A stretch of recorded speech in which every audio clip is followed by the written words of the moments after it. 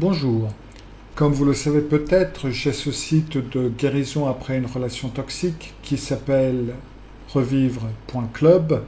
Sur ce site, j'ai tout un système de guérison, comme le nom l'indique, qui est comment vous sortir d'une relation toxique ou comment survivre une relation toxique ou comment vivre avec une relation toxique, dépendamment en fin de compte de la situation dans laquelle vous êtes. Par relation toxique, ça peut être une relation familiale, des parents, des sœurs, frères, la fratrie. Ça peut être des amis, ça peut être au travail, ça peut être des collègues, ça peut être un chef. Et ça peut bien entendu être une relation toxique dans votre vie qui est votre partenaire. Vous pouvez en être sorti ou vous pouvez être dedans et vous avez besoin d'aide pour pouvoir garder la tête au-dessus de l'eau. Tout ça, c'est inclus donc dans ce programme qui s'appelle Revivre et que vous trouvez donc sur revivre.club. J'ai donc ce système où j'ai des invites de journal qui sont introduites par des vidéos qui vous font un travail, qui vous font vous développer dans un travail pour vous en sortir. Et entre autres, je tiens un webinaire par semaine. En fin de compte, il y en a 3 par mois. Et donc, dans ces webinaires, vous avez un webinaire qui est un atelier, vous avez un webinaire qui est questions-réponses, et vous avez un webinaire de visualisation.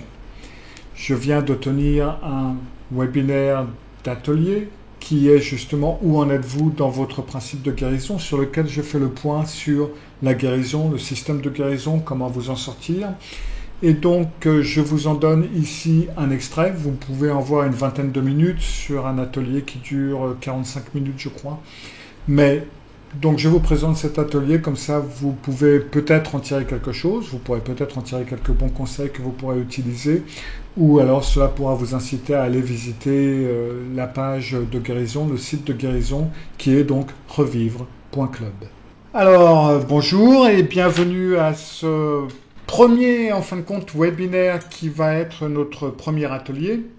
Alors, dans cet atelier, on va faire un petit peu le point sur là où vous en êtes dans votre parcours. Parce que même si vous venez de commencer le parcours, vous êtes quand même arrivé à un certain niveau déjà par vous-même, de toute façon. Et dépendamment de ça, il va y avoir certaines choses qui seraient bon de prendre en ligne de compte.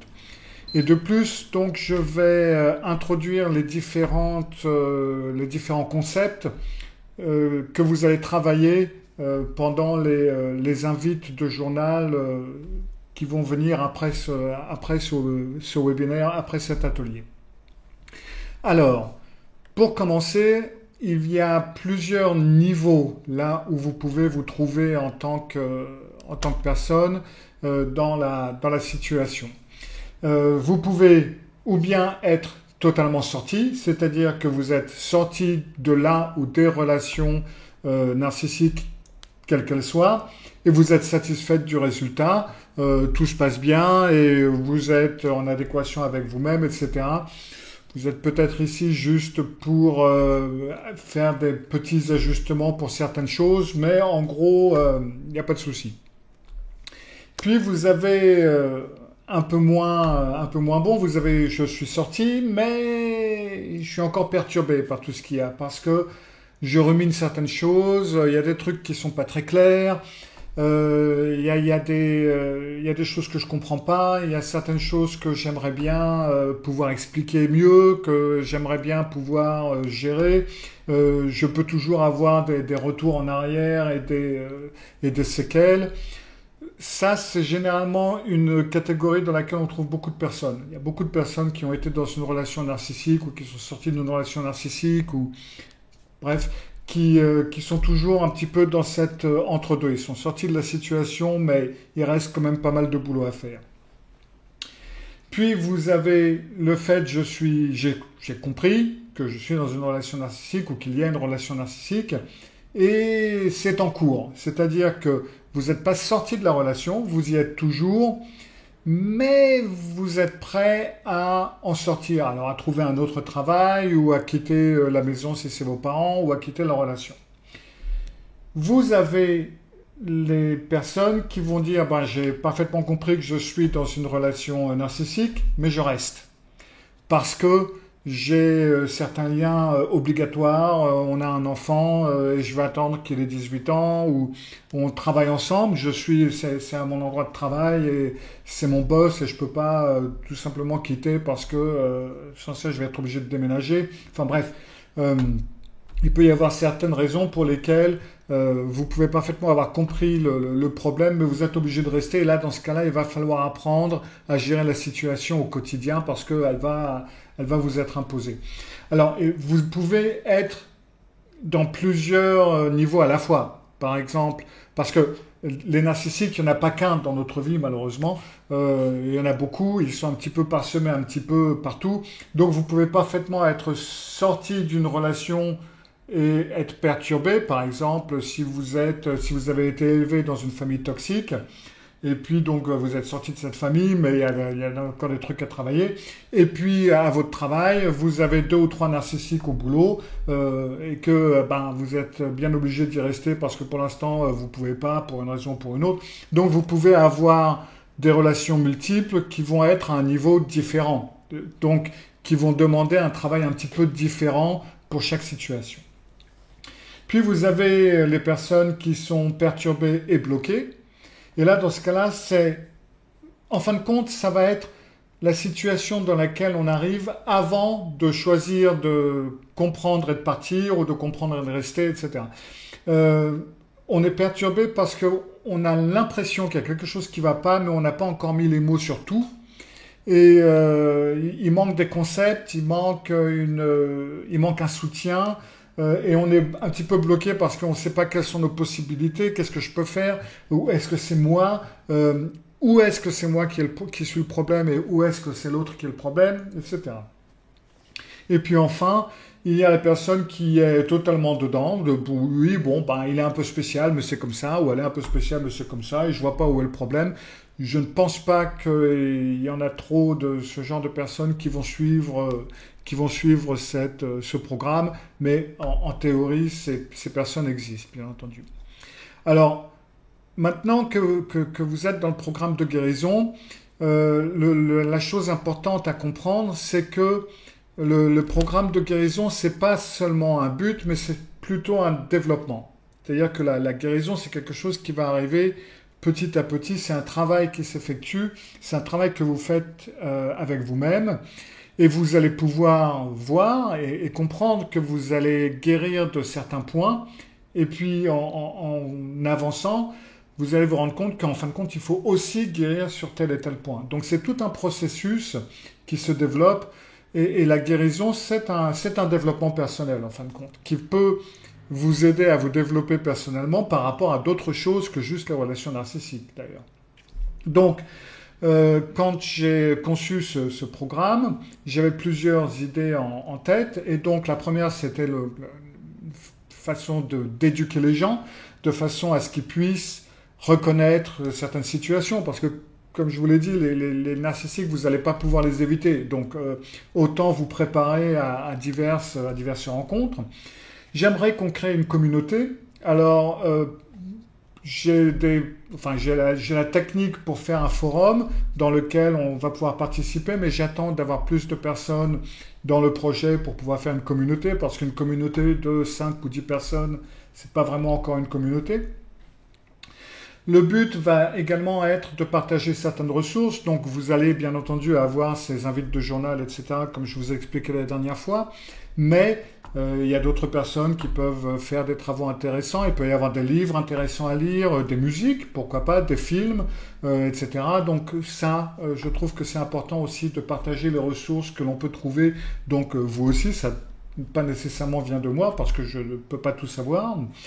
Et puis, ce qui est important, ça va être de favoriser les pratiques et la réflexion au quotidien. Vous remarquerez que dans les invités de journal, je vous invite régulièrement à réfléchir à certaines choses. Parce que très souvent, une fois qu'on a dit quelque chose, c'est pas suffisant de le dire, c'est pas suffisant de le formuler. Il est important de réfléchir sur ce que ça contient, ce que ça implique et ce que ça peut vouloir dire. Qu'est-ce que cela veut dire pour votre futur, pour votre vie actuelle, pour votre développement? Est-ce que cela vous bloque sur certains points? Est-ce que cela peut favoriser certaines choses? Bref, il est important d'avoir une réflexion, en fin de compte, par rapport à ça. Et puis, il est important aussi d'identifier vos modèles, votre façon de fonctionner et surtout vos vulnérabilités, parce qu'on en a tous. Et vous avez aussi des points faibles et il est important pour vous de les connaître. Alors, on n'est pas obligé de travailler tous nos points faibles. Je veux dire, la faiblesse est humaine et il est important de la connaître, oui, mais il est aussi important de savoir qu'on a ce point faible et de l'admettre. Et dans ce cas-là, de vous dire, bon, ok, là je sais que c'est un de mes points faibles et il faut que je fasse attention. Et si quelqu'un, un narcissique trouvera ces points faibles, de toute façon, même une personne qui n'est pas narcissique les trouvera. Mais une personne narcissique va les utiliser à mauvais escient et donc il est important d'être conscient de ces points faibles pour, quand on commence à y toucher, de vous dire, oh là là, attention, c'est vrai que ça peut être innocent, mais je sais que c'est un de mes points faibles, donc il faut que je fasse attention. Nous allons aborder les questions dont vous voulez entendre parler. Alors bien entendu, moi j'ai mon programme et je le suis, bien, j'ai mon plan, mais il se peut que vous ayez des problèmes spéciaux et dans ce cas-là, n'hésitez pas à utiliser le formulaire en disant bon bah là il y a une question que j'aimerais bien dont on parle. Enfin, alors si c'est une question que j'ai prévue, bah, je vous répondrai, je vous dirai bon bah voilà ça c'est une question qu'on va utiliser dans le mois 2 ou dans le mois 3 ou ce que vous voulez. Mais n'hésitez pas à le dire parce que bon, bah, je peux éventuellement changer l'ordre des choses, pas sûr, mais peut-être, ou alors il se peut que ce soit quelque chose auquel je n'ai pas pensé ou que j'ajoute, donc pas de souci. Il va être important de mettre fin au cycle d'autoculpabilisation parce que ça c'est quelque chose que les personnes qui ont été en contact avec des personnalités narcissiques vont avoir, surtout si elles ont été élevées dans une famille toxique. Parce qu'on a cette méthode de dire bah, du fait où c'est pas de la faute du parent ou de la faute du conjoint ou de la faute du patron ou du collègue, c'est nécessairement de ma faute. On arrive en fin de compte à en douter, même si au départ on se dit mais non, c'est pas ce que j'ai fait ou ben non, c'est pas logique. Et ben on finit par se faire, en fin de compte, par entrer dans le système et par finir par y croire. Et il est extrêmement important de mettre fin à ces cycles d'autoculpabilisation et d'auto-blâme ou ce que vous voulez. Et ça, c'est quelque chose dont on va parler de divers angles, dans diverses situations et vu de diverses façons.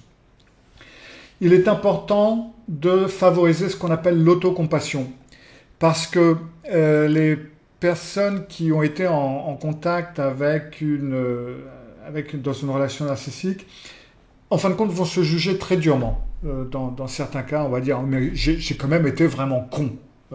J'aurais dû dire stop bien avant. J'aurais dû faire ceci. Pourquoi est-ce que j'ai accepté ça? Enfin bref. Et ça va être dans n'importe quelle situation. Et ça peut arriver au travail ou quand vous êtes en route pour rentrer à la maison, vous êtes là en train de vous dire mais merde, j'aurais pas dû et je suis vraiment nul, etc. Donc il est important de favoriser une forme d'autocompassion parce que quand on est dans une relation narcissique, quelle qu'elle soit, vous êtes dans un tourbillon, vous êtes dans un système et vous pouvez pas réagir en dehors de ce système. C'est très difficile. Vous pouvez l'apprendre, bien entendu, mais ce n'est pas quelque chose qu'on apprend comme ça. Et donc, il est important de faire rejaillir la lumière, dira-t-on, de faire sortir la lumière des différentes blessures que vous avez eues, parce que, et ça on va le travailler dès la semaine prochaine, enfin dès cette semaine, pardon, que les relations narcissiques vous ont bâti, elles vous ont conçu, elles vous ont formé. Et vous avez appris quelque chose. Et ces choses, vous pouvez les transformer en quelque chose d'utile, en quelque chose qui peut vous renforcer, en quelque chose qui peut vous empêcher de retomber dans d'autres pièges. Donc tout ça, on va travailler avec ça. Nous allons également travailler, aussi dans le programme qui va venir, là, sur qui sont les personnes toxiques ou narcissiques actuelles dans votre vie. Parce que si vous y réfléchissez bien, alors, bien entendu, en règle générale, la première chose qui va vous venir, ça va être, bon, bah, c'est mon père, ma mère, mon conjoint, etc. Le boss, patron, collègue. Ça va être la personne principale. ou les personnes principales s'il y en a deux ou trois. Mais en fin de compte, si vous y réfléchissez un petit peu, vous allez remarquer que vous en connaissez beaucoup plus que ça. Et il peut être important de faire une liste de ces personnes et puis de les mettre en ordre et de choisir quelques personnes qui vont être les plus difficiles à gérer. Parce que les personnes narcissiques peuvent être narcissiques à un différent niveau et il y en a qu'on peut gérer quand même plus facilement que d'autres. Donc, celles qui sont les plus difficiles à gérer, ça va être celles, ou ça va être les relations sur lesquelles il vous faudra travailler le plus, en quelque sorte. Et il faudra vous demander, mais qu'est-ce qui rend cette relation si difficile? Qu'est-ce qui fait que je ne peux pas gérer la situation? Ou qu'est-ce qui fait que j'ai ces blocages? Et puis ensuite, il faudra voir, mais c'est quel genre de narcissique? Pour ça, vous allez pouvoir vous baser sur les vidéos que j'ai faites sur les 7 types de narcissiques. Et là, encore une fois, réfléchissez-y. Qu'en pensez-vous? Qu'est-ce que vous pensez de tout ça, en fin de compte? Qu'est-ce que ça veut dire pour vous? Comment ça vous influence?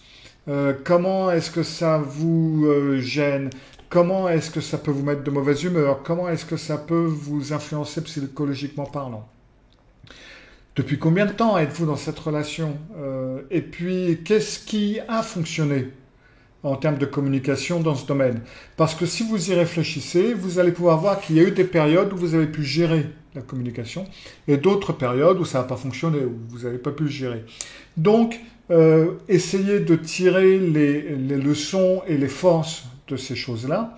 Et ensuite, quels ont été les obstacles au changement? Parce qu'il y a certains obstacles que vous allez rencontrer sur votre parcours, certains obstacles que vous avez déjà rencontrés, ça j'en suis sûr, mais il y en a d'autres que vous allez rencontrer dans ce parcours, et il va être important de faire le point là-dessus et de voir comment les surmonter. Ça aussi, ça va faire partie des invites de journal que vous allez avoir dans ce mois-ci. Je vais parler plus en avant des obstacles dans un instant.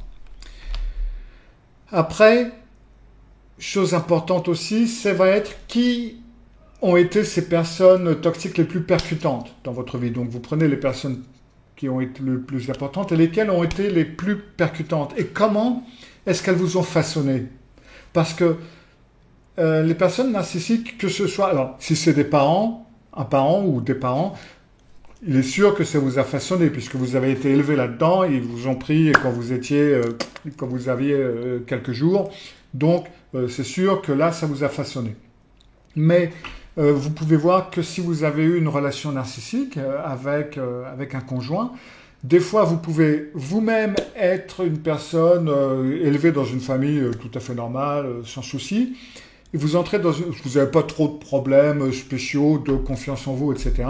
Vous êtes dans une relation narcissique pendant 2 ou 3 ans, et vous en sortez en ayant des doutes sur vous, vous savez plus ce que vous aimez, vous ne pouvez plus vous y retrouver, vous avez perdu toute confiance en vous, enfin bref. Donc, la relation narcissique, même quand vous êtes adulte, et même si c'est au travail ou même si c'est à autre chose, ça peut en fin de compte vous influencer tellement que ça peut vous façonner à un certain niveau. Donc, voyez aussi les collègues de travail, parce que les collègues de travail qui flippent toujours sur certaines situations, qui peuvent finir par vous faire douter de vous, ou douter de votre savoir, ou douter de vos compétences, etc. Ça commence à vous façonner. Donc même si vous êtes seulement au travail quelques heures par jour avec eux, ils peuvent vous façonner et ils peuvent vous influencer. Et donc voir aussi dans ce domaine quels sont les plus grands préjudices qui vous sont arrivés ou que ces personnes vous ont fait, ce que vous en avez appris, qu'est-ce que vous avez appris de ces relations ou qu'est-ce que vous apprenez de ces relations. Et puis voir un petit peu quel était le genre de ces personnes narcissiques. Aussi pour voir comment les différents styles vous influencent et dans quelle direction ils vous poussent ou ils vous bloquent. Encore une fois, on va travailler sur ce que vous pensez de tout ça. Qu'est-ce que vous en pensez? Qu'est-ce que vous ressentez? Qu'est-ce que ça veut dire pour vous? Comment est-ce que ça vous influence? Et surtout, comment est-ce que vous avez évolué au-delà de cette relation? Et si ce n'est pas le cas, si vous ne pouvez pas, quels sont les obstacles? Encore une fois, les obstacles, on va voir les obstacles les plus courants dans un instant. Et ça aussi, ça fait partie du programme pour les semaines à venir. En fin de compte, dans le domaine du narcissisme, en psychologie, il y a beaucoup de psys qui, en fin de compte, ne connaissent pas grand-chose là-dessus. Alors oui, il y a des bouquins, et puis on a la définition dans le DSM 4, 5, etc. Et il y en aura sûrement une dans le DSM 6 quand il sortira. Et puis, bon, ben voilà, quand on a la définition, on a quelques lignes, et puis on part de là. Mais les personnes qui ont été en relation, si vous avez été, vous l'aviez été puisque vous êtes là, en relation avec une personnalité narcissique, que ce soit donc un parent, un collègue ou un partenaire, et ben en fin de compte, on en sait sur certains points beaucoup plus que le psy, tout professionnel soit-il, sur ce domaine, parce qu'en fin de compte, il y a plus que les 5 ou 6 signes, enfin dans le DSM-5, il y a 9 signes, et il faut en avoir 5 sur les 9 pour être catégorisé comme narcissique. Or, nous, on sait parfaitement qu'il y a beaucoup plus que ces 9 signes. Il y a énormément de problèmes, il y a énormément de traits de caractère, il y a énormément de coups bas, il y a énormément d'hypocrisie, il y a beaucoup de choses qu'on connaît parfaitement et qui ne sont généralement pas nommées dans les différentes études, en tout cas pas celles que j'ai lues. Donc, vous avez tous et toutes fait l'expérience de toutes ces nuances et de toutes les facettes, les différentes facettes et toutes les choses qui font partie de la personnalité narcissique. Et c'est un petit peu le piège, et c'est un petit peu ce qui rend le narcissisme compliqué. Parce que vous allez relativement rapidement pouvoir être mis en alerte quand vous allez voir que il y a tous ces signes-là, c'est bon, c'est un narcissique. On va se mettre à distance. Mais le problème est que c'est un mot qu'on n'aime pas entendre utiliser. C'est-à-dire que si, et d'ailleurs c'est ce que je dis dans mon bouquin sur le narcissique, le chef narcissique ou le narcissisme au travail, et d'ailleurs aussi dans le webinaire si je me souviens bien, si vous allez au RH pour lui dire un tel est narcissique, vous allez vous faire rembarrer. Ils vont vous dire, t'es qui, toi, t'es psy pour le savoir, tu as fait des études, tu as fait passer des tests pour savoir qu'il est narcissique. Et même principe dans les tribunaux, etc. S'il y a un mot qu'il ne faut pas utiliser dans un tribunal, c'est bien celui-là, celui de narcissique ou de psychopathe ou sociopathe ou ce que vous voulez. On n'utilise pas ces termes-là. À partir du moment où vous les utilisez, c'est comme l'aliénation parentale. Vous allez vous faire gauler, ça ne marche pas. Si vous allez vous plaindre à votre chef qu'un tel est comme ci et comme ça est narcissique, ça ne marche pas non plus. Et le pire est que si vous êtes dans une relation narcissique ou vous avez été dans une relation narcissique avec un partenaire, quand vous en parlez à vos amis, et que si vous dites oui mais il est narcissique, elles vont dire oh écoute maintenant, faut pas exagérer, etc. etc. Donc, en règle générale, n'utilisez pas le terme. C'est aussi simple que ça. Alors ici, vous pouvez, parce que c'est un endroit libre. Mais en règle générale, il faut éviter le terme. Alors, il y a certains traits de caractère qui font la personnalité narcissique. Et ça, par contre, vous pouvez les utiliser. Je me souviens que quand je combattais les sectes, quand j'écrivais des articles dans les journaux, etc., je ne mettais jamais de conclusion, en quelque sorte. Je menais le lecteur à faire la conclusion lui-même. C'est-à-dire que je lui donnais tous les éléments et en fin de compte, il n'y avait qu'une seule conclusion possible du fait que ce mouvement, par exemple, était une secte ou était un mouvement de dictature. Et bien là, c'est à peu près la même chose. Vous leur donnez les éléments, mais vous ne prononcez pas le nom. C'est-à-dire que vous allez dire, machin, il est psychorigide, il est super conflictuel, il est antagoniste à tout ce qu'on dit, et puis il peut paraître extrêmement vulnérable, si on lui dit quelque chose qui ne va pas, tout d'un coup il flippe, et puis il peut avoir une tendance à penser un peu qu'à lui, tout lui est dû, il participe pas vraiment, il a des émotions mal régulées, il a des sautes d'humeur, on ne sait pas pourquoi. Boum. Là vous venez de faire le tour, vous venez de peindre le portrait d'un narcissique, mais vous n'avez pas utilisé le mot. Et là, après, ça va être le DRH ou le patron ou le juge ou vos amis qui vont vous dire, mais dis-moi, il n'est pas un peu narcissique en fin de compte? Ben oui, peut-être. Donc, de cette façon, vous n'utilisez pas le mot, mais vous menez les personnes à la conclusion. Si elles veulent prendre la conclusion, elles la prennent. Si elles ne veulent pas le voir, elles ne le voient pas. Vous pourrez pas les convaincre, mais au moins vous vous êtes pas mouillé et ça va pas vous retomber dessus. Nous allons voir aussi dans les semaines à venir ce que j'appelle la suite des C. Parce que des fois on se dit, mais en fin de compte, pourquoi est-ce que je suis tombée amoureuse de ce mec-là? Ou pourquoi est-ce que j'ai été charmée? Ou pourquoi est-ce que je l'ai trouvé super sympa et c'est devenu mon ami? Ou pourquoi c'est devenu un bon collègue et c'est presque devenu un ami aussi, etc.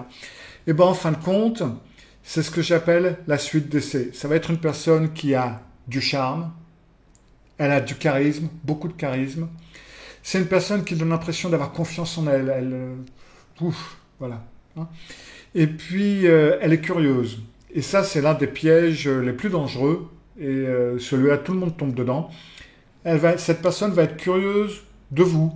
Elle va vous écouter, elle va vous entendre, elle va vous soutenir, elle va vous poser des questions. Et ça va être que ce soit au travail, partenaire ou ce que vous voulez. Ah, mais raconte-moi donc. Et ben, vous allez déballer, vous allez parler de vous, vous allez vous ouvrir et vous allez lui donner des informations qui vont être utilisées contre vous le moment venu. Il y a un certain confort aussi à être avec cette personne parce qu'il y a quand même eu une période de love bombing, comme on l'appelle, où les choses se passaient bien. Ou alors il peut y avoir un confort dans la relation, il peut y avoir un confort dans l'endroit où on travaille, il peut y avoir un confort du fait où on est dans sa famille et puis on a l'habitude. Bref, il y a toute une possibilité de confort disponible en quelque sorte. Et ensuite, le narcissique va répondre à certains critères. Ça peut être des critères de la société, ça peut être des critères qu'on vous a induits lorsque vous étiez petit, qui vont être, il faut un bon travail, c'est une personne avec un bon travail, une grosse voiture, beaucoup d'argent, il sait ce qu'il veut, enfin bref. Ça va être le portrait type de l'homme bien, de la femme bien, du collègue bien, du boss bien, enfin bref, des parents bien. Ça va être certains de ces critères, et c'est pour ça que puisque si cette personne répond aux critères qu'on vous a mis en tête ou que vous avez, il y a un certain confort, il est curieux, il a confiance en lui, il a un charisme, il a du charme, voilà, c'est ça qui vous a conquis et c'est de ça que vous êtes tombé amoureux ou qui vous a plu ou qui vous a fait vous ouvrir par rapport à cette personne.